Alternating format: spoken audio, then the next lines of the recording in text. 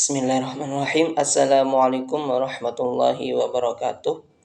Perkenalkan, nama saya Muhammad Effendi, NIM 20210960111944 dari Prodi PAI 7B.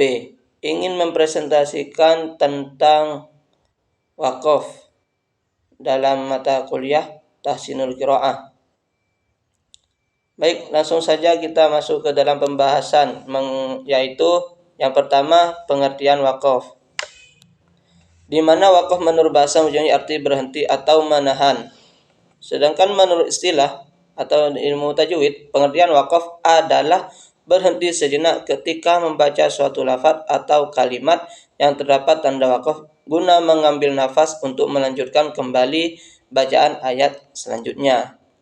Nah, selain wakaf juga terdapat wasol. Wasol berarti terus dibaca atau bersambung.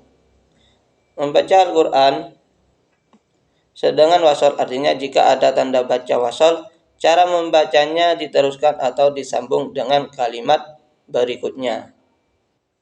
Yang selanjutnya yaitu B, pembagian wakaf, di mana secara umum wakaf dibagi menjadi 4 kategori.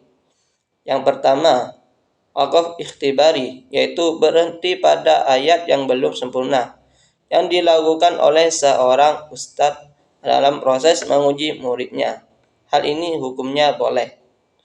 Dan yang kedua, wakaf intizari, yaitu berhenti pada ayat yang belum sempurna, yang dilakukan khusus dalam proses belajar mengajar Al-Quran. Hal ini dilakukan dalam rangka untuk menguasai cara membacanya dan hukumnya boleh. Yang ketiga, wakaf itrori, yaitu berhenti pada ayat yang belum sempurna, yang dilakukan dalam keadaan darurat atau terpaksa atau tidak sengaja karena kehabisan nafas, lupa, bersin, batuk, menguap, menjawab salam, dan sebagainya.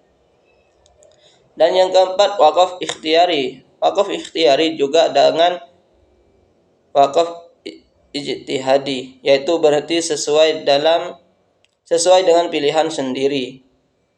Hal ini hanya dapat dikuasai oleh orang yang memahami kaidah bahasa Arab. Adapun pembagian wakaf ikhtiar, yaitu A, wakaf atam. Wakaf atam yaitu wakaf pada ayat yang sudah sempurna artinya dan tidak ada hubungannya dengan ayat sesudahnya, baik secara lafaz ataupun arti. Yang B, wakaf al-kafi. Wakaf al-kafi yaitu wakaf pada ayat yang sudah sempurna artinya, namun ayat selanjutnya masih ada hubungan lafaz. Oleh karena itu sangat dianjurkan langsung memulai dengan ayat selanjutnya. Yang C, wakaf al-hasan.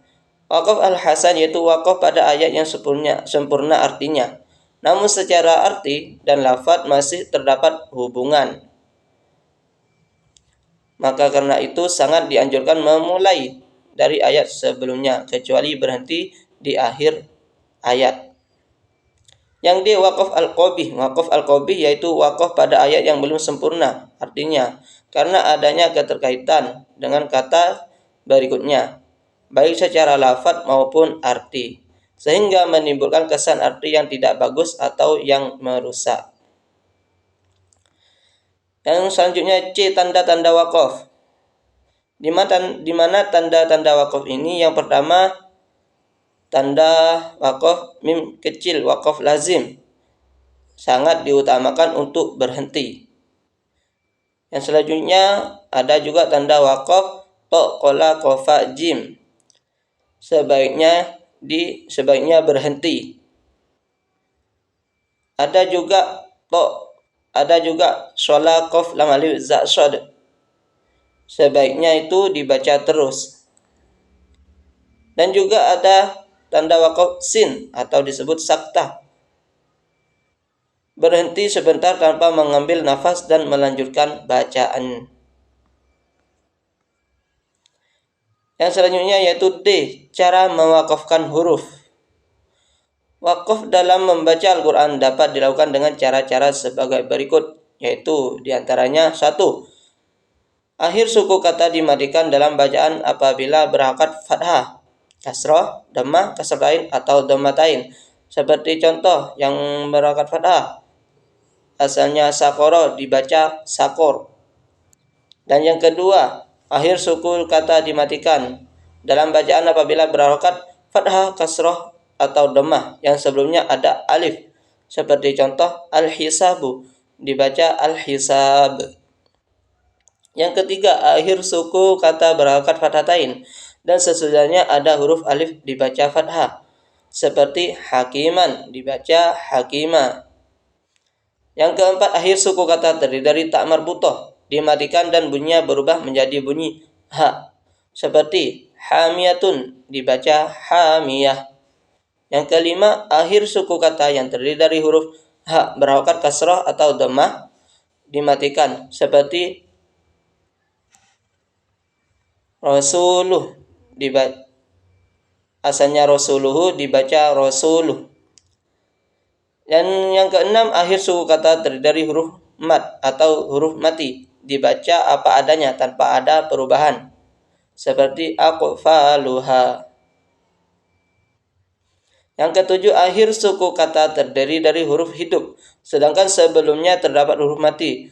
Seperti contoh asalnya wal asri dibaca wal asr.